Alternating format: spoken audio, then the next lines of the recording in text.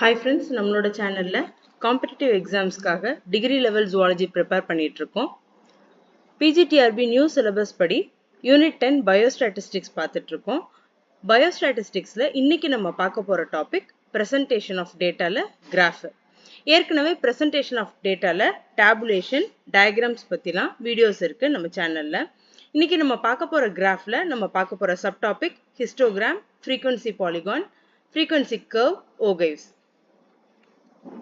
Graph அப்படின்றது நம்ம எல்லாருக்குமே தெரிஞ்சது தான்.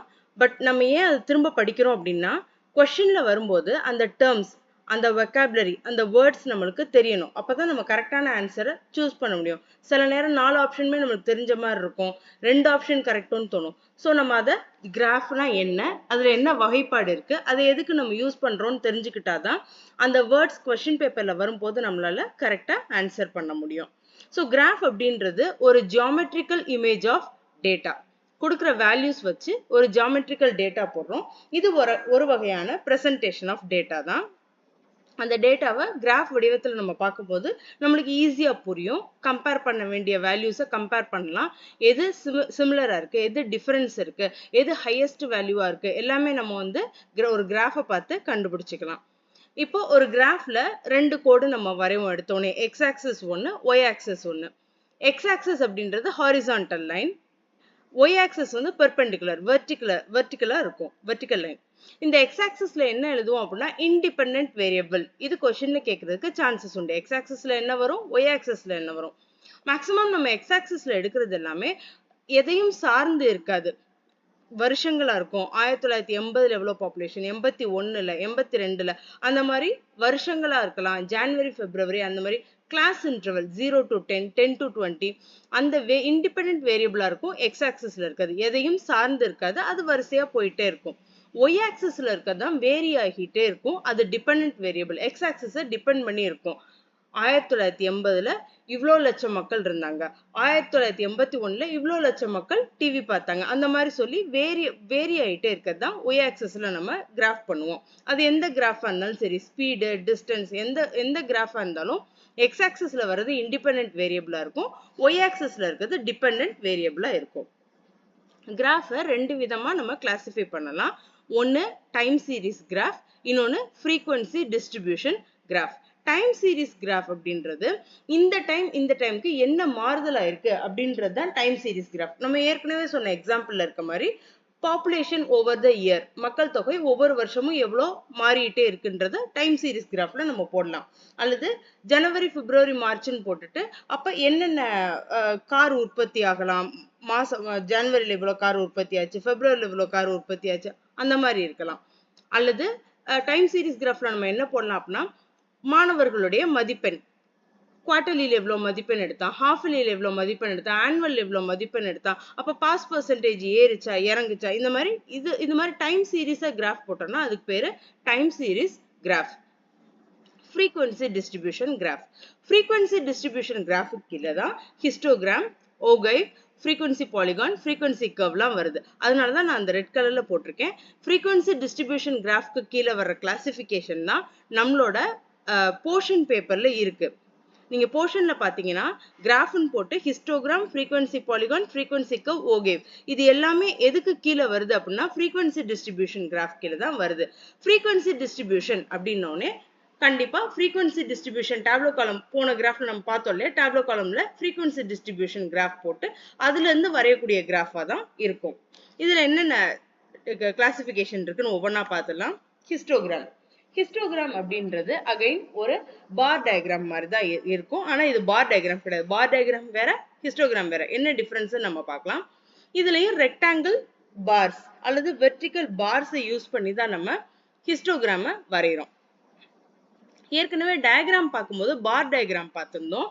பார் டயக்ராம்ல என்ன பண்ணுவோம் அப்படின்னா பாரோட ஹைட் என்ன, அந்த வேல்யூவை மட்டும்தான் நம்ம ரீட் பண்ணோம். ஆனா ஹிஸ்டோகிராம்ல என்ன பண்ண போறோம் அப்படின்னா ஹைட்டும் முக்கியம், அந்த ரெக்டாங்கிளோட விட்த், அதோட அகலம், ஓகேயா, அது என்ன, அதுவும் நம்மளுக்கு வேணும். டோட்டலா அந்த ரெக்டாங்கிளோட ஏரியாவே நம்ம கால்குலேஷன்ல எடுத்துக்குவோம். பார் டயக்ராம்ல அந்த பாரோட ஹைட்டை மட்டும்தான் நம்ம கணக்கு பண்ணும். பார் டயக்ராமோட வீடியோல போய் பாருங்க. ஆனா கிராஃபுக்கு கீழே வர்றது ஹிஸ்டோகிராம். ஹிஸ்டோகிராம் ஒரு கிராஃபிக்கல் ரெப்ரசன்டேஷன். ஹிஸ்டோகிராம் டயக்ராம் கிடையாது. ஹிஸ்டோகிராம் தான் கிராஃப். பார் டயக்ராம். இந்த ஹிஸ்டோகிராம்ல ஏரியாவை நம்ம கணக்கெடுக்கிறோம். அதாவது அந்த பாரோட ஹைட்டையும் கணக்கெடுக்கிறோம், அதோட அகலத்தையும் கணக்கெடுக்கிறோம். அதனால இந்த ஹிஸ்டோகிராம 2 டைமென்ஷனல் அப்படின்னு சொல்லி சொல்றோம். 2D. ஓகேயா? பார் டயக்ராம் 1 டைமென்ஷனல், ஹிஸ்டோகிராம் வந்து ஒரு 2 டைமென்ஷனல். ஓகே, இதுல இந்த டோட்டல் ஏரியாவையுமே நம்ம கால்குலேட் பண்ணணும். ஒரு பாரும் வரையும் போது ஹிஸ்டோகிராம்ல ஒரு பாருக்கு இடையில கேப் வராது. பார் டயக்ராம்ல ஒரு பாருக்கு நடுவுல கேப் வரும். ஸ்டேட்மெண்ட், அசர்ஷன், ரீசன் எது கேட்டாலும் உங்களுக்கு தெரியணும். பார் டயக்ராம்ல பாருக்கு நடுவுல கேப்ஸ் இருக்கும். ஹிஸ்டோகிராம்ல ஒரு பாரும் ஒட்டி ஒட்டி வரும். ஹிஸ்டோகிராம் வந்து கண்டினியூஸ் ஃப்ரீக்வன்சி டிஸ்ட்ரிபியூஷனை குறிக்கிறதுக்காக நம்ம வரைகிறோம். பார் டயக்ராம்ல கண்டினியூஸ் ஃப்ரீக்வன்சியா இருக்க தேவையில்லை. டிஸ்கண்டினியூஸா இருந்தாலும் நம்மளால வரைய முடியும். இதுதான் ஹிஸ்டோகிராமுக்கும் பார் டயக்ராமுக்கும் உள்ள வித்தியாசம். ஏன் கம்பேர் பண்ணி படிக்கிறோம் அப்படின்னா, கம்பேர் பண்ணி படிக்கையில இன்னும் நம்ம டீட்டெயிலா புரிஞ்சுக்க முடியும். ஸோ ஹிஸ்டோகிராம்ன்றது ரெக்டாங்குலர் பார்ஸ். இதுல ரெக்டாங்கிளோட ஃபுல் ஏரியாவும் நம்ம கால்குலேட் பண்றோம். இது ஒரு 2 டைமென்ஷனல் வியூ. ஓகே, நெக்ஸ்ட் என்ன பார்க்குறோம் அப்படின்னா ஃப்ரீக்வன்சி டிஸ்ட்ரிபியூஷன் கிராஃப்ல நெக்ஸ்ட் நம்ம பார்க்கறது ஃப்ரீக்வன்சி பாலிகான். இதுவும் ஒரு ஹிஸ்டோகிராம் தான்.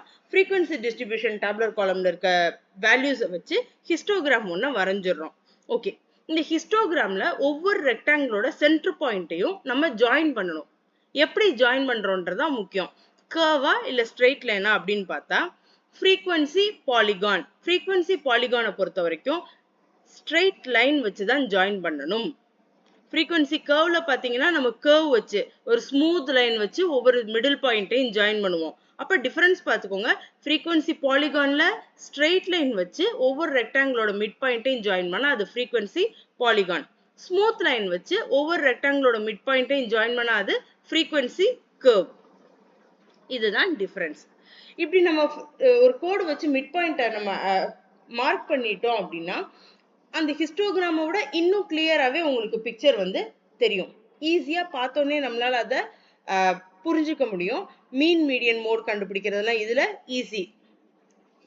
ஸோ எந்த இடத்துல வந்து வேல்யூ இன்க்ரீஸ் ஆகுது, எந்த வருஷம் ஃபார் எக்ஸாம்பிள் கிரேப்ஸோட ப்ரொடக்ஷன் அதிகமா இருந்துச்சு, எந்த ஊர்ல இந்த ஃபீவரோ இந்த டிசீஸோ அதிகமா இருந்துச்சுன்னு சொல்லி நம்ம ஃப்ரீக்வன்சி பாலிகான் வரையில ஈஸியா கண்டுபிடிச்சுக்கலாம். நெக்ஸ்ட் இருக்குது ஃப்ரீக்வன்சி கர்வ். நான் ஏற்கனவே சொன்ன மாதிரி ஹிஸ்டோகிராம் வரையணும். ஸ்மூத் லைனால இந்த ரெக்டாங்கிளோட சென்டர் பாயிண்ட் எல்லாம் நம்ம ஜாயின் பண்ணோம்னா அது ஃப்ரீக்வன்சி கர்வ். பேரே பாருங்க, கர்வ் தான். கர்வ்ன்றது ஒரு ஸ்மூத் லைன், ஸ்ட்ரெயிட் லைன் கிடையாது. ஓகே, இந்த வேர்ட்ஸ் எல்லாம் ஞாபகம் வச்சுக்கோங்க உங்களுக்கு ஸ்டேட்மெண்ட் கொஸ்டின்ல ஆன்சர் பண்றதுக்காக. இது போக ஃப்ரீக்வன்சி கர்வ்ல என்ன மாதிரி கொஸ்டின்ஸ் வரலாம், மேட்ச் த ஃபாலோயிங்ல வரலாம், ஸ்டேட்மெண்ட்டாவும் வரலாம். இந்த ரைட் சைடுல கொடுத்துருக்க ஒரு 3 பாயிண்ட். ஃப்ரீக்வன்சி கர்வை 3 விதமா நம்ம பிரிக்கலாம். ஒன்னு வந்து நார்மல் டிஸ்ட்ரிபியூஷன் கர்வ், செகண்ட் வந்து positively skewed distribution curve, third வந்து negatively skewed distribution curve. Normal distribution curve வந்து ஒரு பெல் ஷேப்டா இருக்கும். இன்வெர்டட் பெல் ஷேப்னு வாங்கல, இப்ப நான் போட்டிருக்கேன் இல்லையா இந்த டயக்ராம்ல, அது மாதிரி இன்வெர்டட் பெல் ஷேப்ல இருக்கிறது தான் நார்மல் டிஸ்ட்ரிபியூஷன் கர்வ். அதே இது ஃப்ரீக்வன்சி கர்வ்ல நம்ம ஹிஸ்டோகிராம்லாம் வரைஞ்சிட்டு அந்த கர்வ் வந்து பாசிட்டிவ்லி ஸ்கியூவ்டு டிஸ்ட்ரிபியூஷன் கர்வ்னு எப்ப சொல்லுவோம் அப்படின்னா லோ வேல்யூல ஹை ஃப்ரீக்வன்சி இருக்கும். இங்க இருந்து ஆரம்பிக்கணும். லோ வேல்யூல ஹை ஃப்ரீக்வன்சி, அதுல இருந்து இப்படி இறங்குச்சுன்னா அது positively skewed distribution curve. Negatively skewed distribution கர்வ்ல என்ன இருக்கும்னா ஹை வேல்யூல தான் ஹை ஃப்ரீக்வன்சி இருக்கும். ஸோ நீங்க ஞாபகம் வச்சுக்க வேண்டியது 3 விதமான ஃப்ரீக்வன்சி கர்வ். நார்மல் டிஸ்ட்ரிபியூஷன் கர்வ்ல எந்த ஒரு செகண்ட் தாட்டுமே கிடையாது, அது இன்வெர்டட் பெல் ஷேப்ல இருக்கும். ஸோ இன்வெர்டட் பெல் ஷேப்ல இருக்கிறது எந்த ஃப்ரீக்வன்சி கர்வ் அப்படின்னு கேட்டு இந்த 3 ஆப்ஷன்ல கொடுத்தாங்கன்னா இன்வெர்டட் பெல் ஷேப் என்னதான், நார்மல் டிஸ்ட்ரிபியூஷன் கர்வ் எழுதிடுவீங்க. அவ்வளவுதான் கொஸ்டின். இது 3 தான் ஆப்ஷன். முடிஞ்சிருச்சா? அடுத்தது பாசிட்டிவ்லி ஸ்கியூவ்டு டிஸ்ட்ரிபியூஷன் கர்வ் எப்படி இருக்கும்னா லோ வேல்யூஸ்ல ஹை ஃப்ரீக்வன்சி இருந்தா அது வந்து பாசிட்டிவ்லி ஸ்கியூவ்டு டிஸ்ட்ரிபியூஷன் கர்வ். ஆரம்பத்திலேயே அதிகமான வேல்யூ காட்டுது, அதனால அது positive. Negatively skewed distribution கர்வ்ல first எல்லாம் ஹை வேல்யூவே வராது, ஹை ஃப்ரீக்வன்சியே வராது. வேல்யூஸ் அதிகமாக தான் high frequency வரும். இதுதான் negatively skewed distribution curve. இப்போ frequency curve நம்மளுக்கு தெரிஞ்சிருச்சு. நாலாவதா நம்ம பார்க்க வேண்டியது ஓகைவ். ஓகைவ் curve cumulative frequency curve னு சொல்லலாம். அப்ப நார்மலா இப்ப இதுக்கு முன்னாடி நம்ம பார்த்த ஹிஸ்டோகிராம்னா frequency போட்டுட்டு அப்படியே அதை வந்து நம்ம plot பண்ணிரோம். இதுல வந்து அந்த frequency எல்லாம் ஆட் பண்ணணும், cumulate பண்ணணும். உங்களுக்கு ஞாபகம் இருக்கான்னு தெரியல, பழைய வீடியோல நம்ம பார்த்திருக்கோம். போன வீடியோல இந்த பாருங்க, இதுதான் frequency. இந்த டாலிக்கு அப்புறம் வர்றது frequency, எவ்வளவு frequency அக்கர் ஆகுதுன்னு போட்டிருக்காங்க. cumulative frequency அப்படின்றது அந்த frequency ஒன்னோட ஒன்னு ஆட் பண்ணிட்டே வருது. இப்போ 3 3 + 5 8 8 + 2 10 10 + 7 17 இப்படி ஒன்னோட ஒன்னு ஆட் பண்ணிட்டே வர்றது தான் cumulative frequency. இந்த cumulative frequency வச்சு ஒரு கிராஃப் வரைகிறது தான் ஓகைவ் curve. ஓகே, இந்த ஓகைவ் curveல ரெண்டு இருக்கு, less than ஓகைவ், more than ஓகைவ் அப்படின்னு சொல்லிட்டு. இந்த கிராஃப பாருங்க, சாதாரண cumulative frequency பாருங்க 3 8 10 17 இன்க்ரீசிங் ஆர்டர்ல இருக்கா. ஃபர்ஸ்ட் இருக்கிறதோட ரெண்டாவது நம்பரை நான் ஆட் பண்ணேன், ரெண்டாவது நம்பரோட ஆட் பண்ணதோட சேர்த்து மூணாவது நம்பர், அதுக்கப்புறம் வர்ற வேல்யூவை நாலாவது நம்பரோட ஆட் பண்ணேன். இதை வச்சு நம்ம ஒரு கிராஃப் போட்டோம் அது அப்படின்னா அது ரைசிங்கா இருக்கும். 3 5 7 அப்படி ஏறிட்டே போகும், ரைசிங்கா இருக்கும். இதுதான் less than ogive curve. Less than ogive curve ரைசிங்கா இருக்கு. மோர் தென் ஓகைவ் கர்வ் வரையணும்னா cumulative frequency நம்ம உல்டாவா கால்குலேட் பண்ணணும். இப்போ ரெண்டாவது மோர் தென் ஓகைவ் கர்வ்க்கு எப்படி cumulative பண்ணணும்னு சொல்றேன். கீழே இருக்க நம்பரை ஃபர்ஸ்ட் எழுதிடணும் 7, அது கூட அது மேல இருக்கிற நம்பரை அது மேல இருக்கிற frequency ஆட் பண்ணணும். 7 + 2 9 9 + 5 மேல மேல ஆட் பண்ணிட்டே போறேன் பாருங்க 14 14 + 3 17 மொத்தமா 17 வந்துருச்சா டோட்டல் நம்பர். ஆனா மோர் தென் ஓகைவ்ல அப்படியே உல்டாவா நம்ம ஆட் பண்ணிட்டே போறோம். அப்ப அத கிராஃப்ல நம்ம வரையும் போது ஃபர்ஸ்ட் வேல்யூ எப்படி இருக்கும், மேல இருந்து ஆரம்பிக்கும், கடைசி வேல்யூக்கு கிராஃப் வந்து கீழே வந்து முடியும். பாப்போம். மோர் தென் ஓகைவ் கர்வ் வந்து டிக்ளைனிங்கா இருக்கு, மேல ஆரம்பிச்சு கீழே வருது. என்ன ரீசன் உங்களுக்கு தெரியும், கீழே இருக்க நம்பர்ல இருந்து நம்ம ஆட் பண்ணிட்டே போனோம், அதனால இப்படி வருது. புரியுதுங்களா?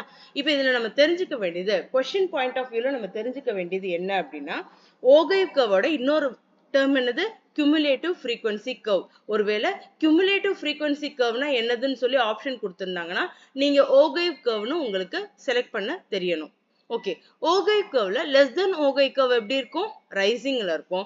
மோர் தென் ஓகைவ் கர்வ் டிக்ளைனிங்ல இருக்கும். ஆப்போசிட்டா இருக்குல்ல, லெஸ் ரைசிங், மோர் டிக்ளைனிங், அந்த மாதிரி இருக்கும். இதுதான் கொஸ்டின்ல வரப்போகுது. ஓகே, எதை படிச்சாலும் இத கொஸ்டின் பேப்பர்ல எப்படி கேட்பாங்கன்னு ஒரு தடவை யோசிச்சு பாருங்க. வேற ஏதாவது இதுல கொஸ்டின் பார்க்கலாம் அப்படின்னா, ஹிஸ்டோகிராமுக்கும் ஓகைவுக்கும் உள்ள வித்தியாசம் வேணா பார்க்கலாம். ஹிஸ்டோகிராம்ன்றது எப்படி டிஸ்ட்ரிபியூட் ஆயிருக்கு, சும்மா வேல்யூஸ் வந்து எப்படிலாம் டிஸ்ட்ரிபியூட் ஆயிருக்குன்னு நீங்க பார்க்கலாம். ஆனா ஓகைவ்ல நீங்க எது மீடியன் வேல்யூ, எது குவார்டைல் வேல்யூ, அதெல்லாம் நீங்க பார்க்கலாம். ஹிஸ்டோகிராம் வந்து ஒரு frequency கிடைச்சோடனே அப்படியே டைரக்டா நீங்க கிராஃப்ல பிளாட் பண்ணலாம். ஆனா ஓகைவ் வந்து ஃபர்ஸ்ட் cumulate பண்ணணும், ஒரு வேல்யூவோட இன்னொரு வேல்யூ வந்து ஆட் பண்ணணும், cumulate பண்ணிட்டு அதுக்கப்புறம் தான் பிளாட் பண்ண முடியும். ஹிஸ்டோகிராம் வந்து கண்டினியூஸ் frequencyக்கு தான் யூஸ் பண்ண முடியும். ஓகைவ் வந்து டிஸ்கிரீட் இருந்தாலும் யூஸ் பண்ணலாம், கண்டினியூஸா இருந்தாலும் யூஸ் பண்ணலாம். ஹிஸ்டோகிராம்ல ரெக்டாங்கிள் பார்ஸ் இருந்தது, ஓகைவ்ல ரெக்டாங்கிள் பார்ஸோட தேவை கிடையாது. ஜஸ்ட் ஒரு கோடு இருந்தா போதும், லைன் டயக்ராம் இருந்தா போதும். ஹிஸ்டோகிராம்ல மோட் வேல்யூ கண்டுபிடிக்கலாம். ஓகைவ்ல என்ன கண்டுபிடிக்கலாம் அப்படின்னா, இந்த வேல்யூக்கு கீழே எத்தனை பேர் இருந்தாங்க, இந்த வேல்யூக்கு மேல எத்தனை பேர் இருந்தாங்க, 25 மார்க்குக்கு கீழே எத்தனை பேர் எடுத்திருக்காங்க, 25 மார்க்குக்கு மேல எத்தனை பேர் எடுத்திருந்தாங்க, அந்த மாதிரி falling below are falling above அந்த வேல்யூவை ஓகைவ்ல ஈஸியா கண்டுபிடிக்கலாம். இவ்வளவுதான் நம்மளுக்கு கிராஃப். தேங்க்யூ.